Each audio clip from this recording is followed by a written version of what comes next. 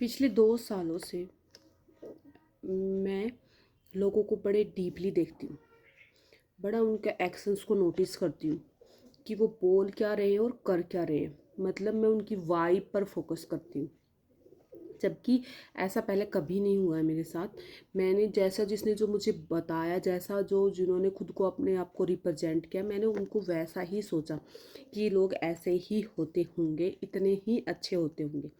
लेकिन एक टाइम आया ऐसा ज़िंदगी में, एक ऐसा दौर आया जहाँ मेरी रूह होती ना, आत्मा, उस पर किसी ने इतनी भयंकर भयंकर रूप से चोट की ना, मुझ पर इतना बड़ा लांछन लगाया गया।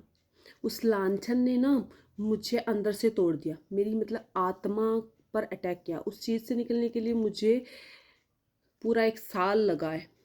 ठीक है, पहले मैं यहाँ खड़ी थी, अब मैं यहाँ खड़ी हो गई हूँ। मेरा मतलब पहले फेस ऐसा था, अब मेरा फेस ऐसा हो गया। मतलब मैं इतनी 360 पर घूमी हूँ ना, इतनी स्पीड से घूमी हूँ ना, इतनी स्पीड से मुझे वो चाटा लगा है ना ज़िंदगी का, वो लांछन मुझ पे जो लगाया गया था, उसने मुझे बहुत अंदर से तोड़ा है।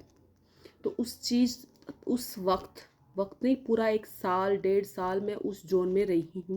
मैं उस शर्म में रही हूँ, मैं उस गिल्ट में रही हूँ, मैं उस मेंटली मैं इतनी डिस्टर्ब रही हूँ। मुझे बहुत ज़्यादा एंगर इशू हो गए, मुझे बहुत ज़्यादा एंजाइटी इशू हो गए। मैं खुद पर चिल्लाने लग जाती थी, मैं दीवारों पे खुद को मारने लग जाती थी, हाथ पैर मारने लग गई।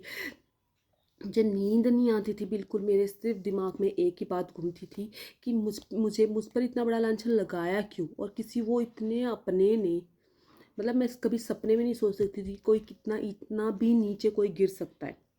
और मुझे बहुत टाइम लगा, because I am so much sensitive person, so emotionally. मैं बड़ी मतलब रिश्तों में घुल मिल के रहने वाली बच्ची हूँ। मैं बड़ी पैम्परिंग की हुई बच्ची हूँ। मैंने कभी ये फैमिली पॉलिटिक्स, रोज़ रोज़ के लड़ाई झगड़े के लोगों का इतना नीच लेवल मैंने नहीं देखा था अपनी लाइफ तक, टच वुड। बट जिस दिन ये सब हुआ तो मुझे पता चला कि कोई इतना भी गिर सकता है, इतना नहीं, इससे और नीचे भी गिर सकता है। मुझे पहली बार ऐसा हुआ इतनी सालों में कि किसी का ये लेवल भी हो सकता है, कोई इतना भी नीचता पर गिर सकता है। तो उस चीज़ को रिकवर करने में मुझे बहुत ज़्यादा टाइम, मतलब पहले तो मुझे समझ में ही नहीं आया कि मेरे साथ हुआ क्या है। मैं इतना सेल्फ लेवल, मेरा कॉन्फिडेंस लेवल लो, मैं हर इंसान को, मुझे नॉर्मली भी देखता था, मुझे लगता था ये मुझे जज कर रहा होगा कि मैं ऐसी ही हूँ, जो मुझ पर लांछन लगा है वो उसे इसे लग रहा होगा कि मैं ऐसी हूँ, ऐसी हूँ, ऐसी हूँ। मैं बिल्कुल भी किसी से नज़र नहीं मिला पाती थी। मैंने लोगों के बहुत सारे ताने सहे हैं, जबकि जो चीज़ मैंने की भी नहीं उसके लिए भी मैंने रिश्तेदारों के, अड़ोस पड़ोस में सबकी गंदी नज़रें देखी हैं, सबके मैंने ताने सहे हैं। सब लोगों ने, मतलब 2 कौड़ी के लोगों ने भी मुझ पे अटैक किया है। बस मैं उस जोन में थी, मतलब मैं एक स्तंभ हो गई थी। मैं बिल्कुल जस्ट ये हो गई थी कि मेरे साथ ये हुआ क्या। मतलब मैं उस चीज़ से उभर, मतलब मैं सोच सूझबूझ मैं सब कुछ खो चुकी थी। I am just like a, मतलब डेड बॉडी, बस जिसमें सांसें चल रही हैं, जस्ट ऐसे। फिर मुझे धीरे धीरे सारी बातें समझ में आई। मैंने बहुत सारे लोगों से चीज़ें कन्फर्म की कि ऐसा हुआ था, क्या ऐसा हुआ था, ऐसा। बहुत सारी चीज़ें मेरे सामने आई। एंड बहुत सारी चीज़ें मुझे मेरे भगवान ने दिखाई कि तुम जिस जोन में रह रही हो ना, दुनिया उतनी स्वीट है नहीं, उतने अच्छे लोग हैं नहीं जिस जोन में तुम रह रही हो। जिन लोगों के लिए तुम इतना दिन रात कर रही हो, जिन लोगों के लिए तुम सब कुछ छोड़ छाड़ के तुम जिन लोगों के लिए खड़ी होती हो, वो लोग तुम्हारे एक्चुअली हैं ही नहीं। वो मुंह से इतने स्वीट बनते हैं, तुम्हारे सामने इतने अच्छे बनते हैं, उनके अंदर वो तुम्हारे लिए सड़ रहे होते हैं, सड़ रहे होते हैं, गंदे नाले की तरह सड़ रहे होते हैं। और मुझे वो सड़न, मुझे वो वाइब कभी मतलब महसूस मैंने की ही नहीं। फिर मुझे जब असली रंग पता चला, असली चीज़ें पता चली, तो यार उस वक्त मुझे बहुत ज़्यादा बुरा लग रहा था, बहुत ज़्यादा। मैं हर एक इंसान के पास जा जा के सफाइयाँ पेश कर रही थी कि मैंने ऐसा नहीं किया, मैंने ऐसा नहीं किया, मैं ऐसी हूँ मैं। और मैं लिटरली रोती थी। मैंने बहुत सारे लोगों के जो जिनसे मेरा इतना ज़्यादा कांटेक्ट भी नहीं था ना, उनको मैं जब बातें बताती थी मैं रो रो पड़ती थी। मैं कभी, मैंने ऐसा देखा ही नहीं, मेरी इज्जत की धज्जियाँ उड़ा रही थी, मैं वहाँ रो रो के सफाइयाँ दे रही थी, और स्टिल लोगों ने मुझे वैसा ही सोचा जैसा मुझ पर लांछन लगा था। फिर एक दिन एक ऐसा वक्त आया कि मुझे बैठे बैठे मेरे भगवान ने मेरे सामने ऐसे हालात ला के दी कि मुझे एक एक चीज़ समझ में आई। ओ ऐसा हुआ, फिर उन्होंने ऐसे एक्शन लिया, इतनी बड़ी साजिश की गई थी, इतना बड़ा ड्रामा रचा गया था जस्ट बिकॉज कि I am very much strong personality, just because कि मैं इतनी गुणवान हूँ, मेरे पेरेंट्स ने इतने अच्छे संस्कार मुझे दिए हैं। जहाँ भी लोगों से मैं जुड़ती हूँ, बोलती हूँ, सबको अपना फ़ैन बना लेती हूँ, सब लोग मुझे इतना दिल से चाहते हैं, सब मेरी तारीफ़ करते हैं, सब मेरे माँ बाप की परवरिश की तारीफ़ करते हैं। ये चीज़ उस इंसान से हजम नहीं हो रही थी। वो अंदर इतनी सड़ रही थी, इतनी जेलेसी में, उस जेलेसी को उसने नफ़रत में कन्वर्ट कर रखा है। कसी से इज़ और वॉज हमेशा से ही वो इतनी सड़ियल इंसान रही है ना अपनी ज़िंदगी में। ईश्वर ने सब कुछ दिया है पर फिर भी हर चीज़ में कमी निकालनी है।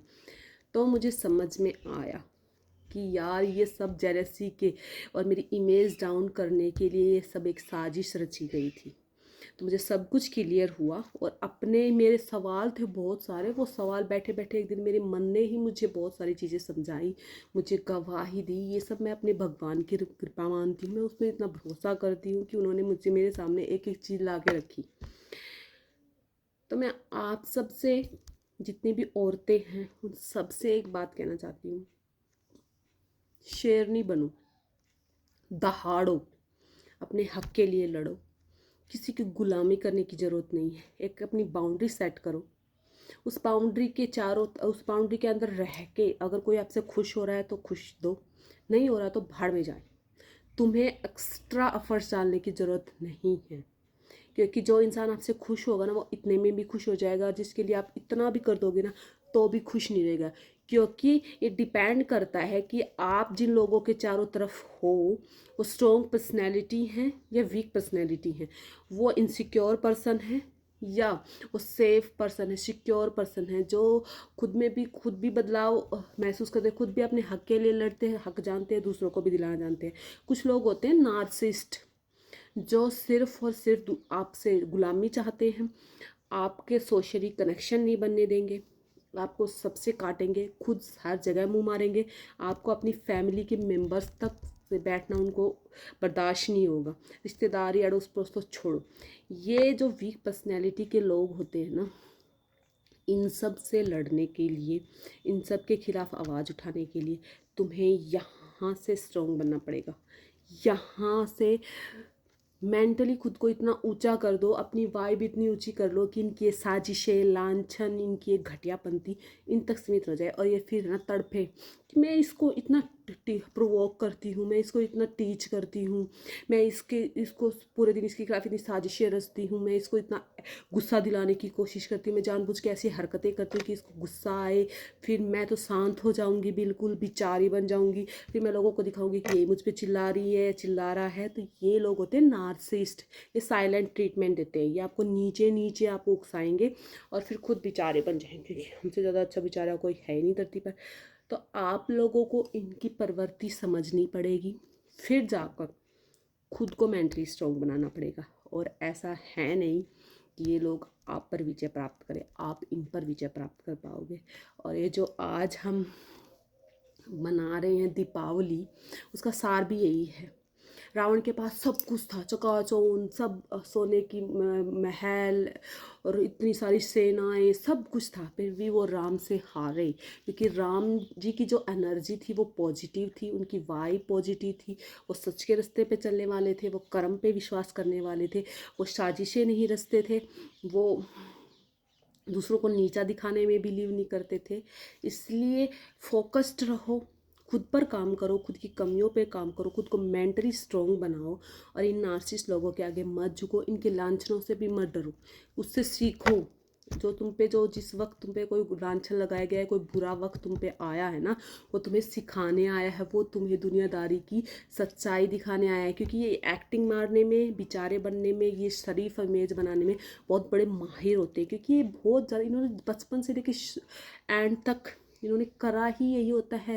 इन्होंने पीएचडी कर रखी होती है शराफत में, नीचे इनको पता होता है कहाँ किसी को ट्रिगर करना है, कहाँ किसी को प्रोवोक करना है, क्या साजिश रचनी है, कैसे बातों को घुमाना है, कैसे माहौल घर का ख़राब करना है, इन्हें सब पता होता है।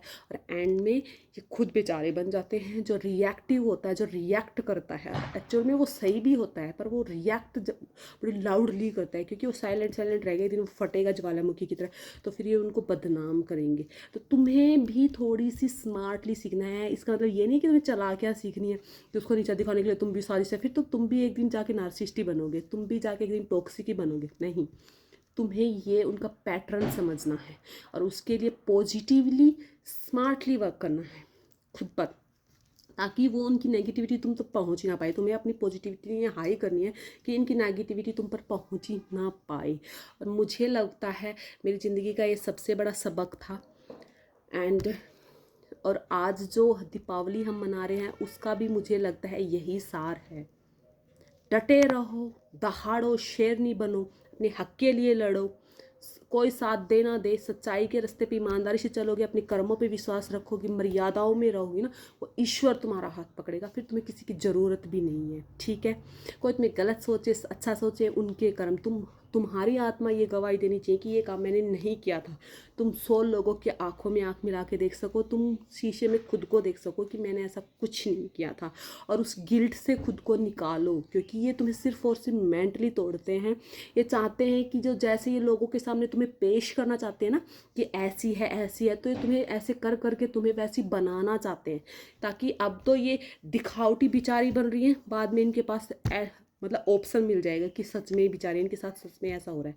तो मैं तुम्हें बता रही हूँ यार, अपने आप पर फोकस करो, अपने आप को पहचानो, अध्यात्म से जुड़ो, ईश्वर से जुड़ो। यूट्यूब पर इतनी वीडियोज़ हैं जहाँ डॉक्टर्स भी हैं, साइकोलॉजिस्ट भी काम कर रहे हैं, बता रहे हैं वीडियो बना बना के कि खुद को मेंटली कैसे स्ट्रॉन्ग रखना है, फिजिकली भी बता रहे हैं। फेक नहीं है, बहुत सारी रियल वीडियो हैं, रियल डॉक्टर्स हैं जो सब हर टिप्स दे रहे हैं। आध्यात्मिक गुरु भी हैं जो हमें हमारी ग्रोथ, स्पिरिचुअल ग्रोथ के लिए हमें हर रोज़ प्रीच कर रहे हैं। तो जब भी हमारा काम हाउस होल्ड काम हो के जो भी काम है, या हम ऑफिस गोइंग है, जो भी है के बाद जैसे हम फ़ोन अपना चलाते हैं ना, तो बेवजह की इधर उधर की गॉसिप करने के बजाय अपने फ़ोन पे अपने आप को ध्यान दो, अपने आप को टाइम दो।